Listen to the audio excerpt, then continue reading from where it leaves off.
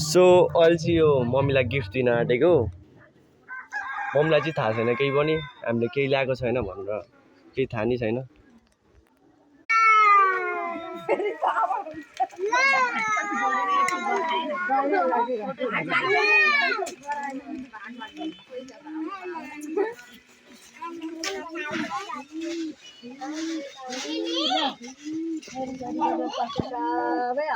मेरो नाति शिविस्ताले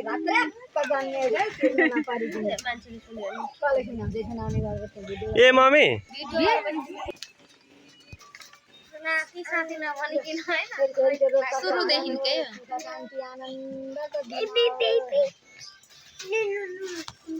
भने आशीर्वाद